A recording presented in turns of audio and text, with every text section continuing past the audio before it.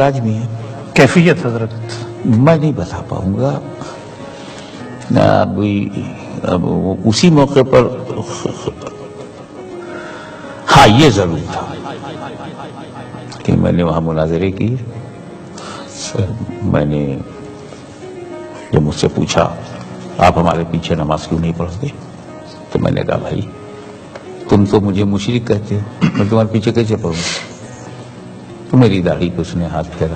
استغفر اللہ، کو کون مشرک کہتا؟ آپ کو کون مشرک کہتا؟ میں نے کہا تم لوگ کہتے ہو یار مشرک. ہم معاذ اللہ ایسی شکل و صورت سنت والے کو تم تو متوا ہو، ہم تم کو کیسے کہہ سکتے ہیں مشرک؟ میں نے کہا آپ رسول پاک صلی اللہ علیہ وسلم کو وسیلہ بنانے کو شرک کہتے ہو؟ کہاں وہ تو شرک ہے. میں تو بناتا ہوں تو مشرک ہوا. سبحان اللہ. اب مشرک بھی کہتے ہو، نماز کی دعوت بھی دیتے ہو، یار کم سے کم فتوے کی تو قدر کیا کرو اپنے. مشرک کہا ہے تو نماز کی دعوت مت دو، اسلام کی دعوت دو. بہت اچھا. جب ہم مسلمان سمجھتے ہو تو پھر نماز کی دعوت دو.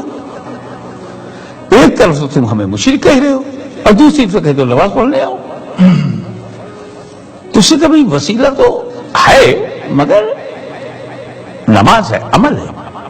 عمل صالح جو ہے یہ وسیلہ ہے. وابتغوا الیہ الوسیلہ جو قرآن پاک میں ہے اس میں عمل مراد ہے کہ اللہ کا قرب عمل سے حاصل کرو، عمل کے وسیلے سے. نماز ہے، روزہ ہے، حج ہے، زکوٰۃ ہے. اس پر میں نے آہستہ سے اس سے کہا یہ جو ہم نماز پڑھتے ہیں یہ مقبول ہے کہ نامقبول ہے؟ کہ واللہ عالم. اور جو روزہ رکھا ہم نے وہ مقبول ہے کہ نامقبول ہے؟ تو پتہ نہیں. اللہ کی مہربانی، قبول کر لیا تو فضل ہے، رد فرما دیا تو عدل ہے.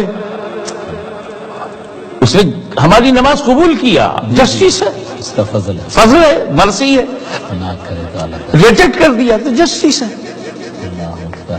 قبول کے لائق نہیں تھی حج. اور یہ حج کا بھی یہی ہے، قبول کیا تو حج مبرور ہے، ورنہ پھر حج مجبور ہے، بیکار ہے. زکوٰۃ کا بھی ہے، قبول کر لیا تو برکات ہے، ورنہ بے جان حیات ہے. یہ کیا زکوٰۃ ہے جسے رب نہ قبول کرے؟ میں نے کہا اب بس ہمارا جواب مکمل ہو گیا. نماز حج یہ وسیلہ ہے مگر گارنٹی نہیں ہے کہ مقبول ہے کہ نہ مقبول. گارنٹی نہیں ہے کہ روزہ مقبول ہے کہ نہ مقبول. کہ جس کی گارنٹی نہ ہو وہ وسیلہ بن جائے. اور میرے رسول ہی کا نام رسول مقبول ہے، سبحان اللہ. گارنٹی ہے کہ وہ مقبول ہے، وہ وسیلہ کیوں نہیں بن سکتے؟ اچھا تم رکو، میں بھی شکایت کرتا ہوں. شکایت کرنے گیا میں اپنا مولانا ضیاء الدین صاحب کے گھر کی طرف چلا گیا. جی لیکن آپ جو پوچھ رہے ہیں بس امام اعظم سرکار سرکاراں سراج الامہ حضرت نعمان بن ثابت رضی اللہ تعالیٰ عنہ کے بعد گئے تھے 15-20 دن مدینہ رہنے کے لیے. اور تیسرے دن بستر باندھنے لگے واپسی کے لیے. ساتھیوں نے کہا کہ ہم تو 2-3 ہفتے کے لیے آئے تھے، اتنی جلدی آپ واپس کیوں جا رہے ہیں؟ بولے میں جس وقت حاضر ہوا تھا اس وقت جو میرے جذبات تھے، جو باتات قلب تھی، اللہ اکبر. اللہ اکبر. جو ایک روحانیت میں انقلاب تھا اور جو نیتوں میں سپردگی تھی اور جو اپنے سرکار کی بارگاہ میں پہنچ کر جو خود فراموشی تھی، وہ جو جذبات تھے وہ دوسرے دن بھی رہے، وہ تیسرے دن بھی رہے. اب مجھے محسوس ہو رہا ہے عادتاً جیسے کہیں گھٹ نہ جائیں تو اس سے پہلے کی کچھ کمی ہو آقا کا مدینہ چھوڑ دو. ہائے. اللہ. اب بتائیے امام اعظم نے واقعہ تو بیان کیا، جذبات کو کن الفاظ میں بیان کرتے؟ ایک ایسی ان کی اولاد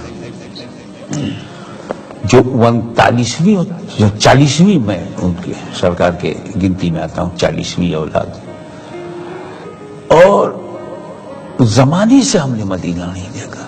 مدینے میں پیدا ہوئے ہمارے دادا، مدینہ چھٹا کوفہ سے بغداد سے جیلان، ہما سے انڈیا سے، اور پھر وہ رسول کا روزہ نظر آ جائے.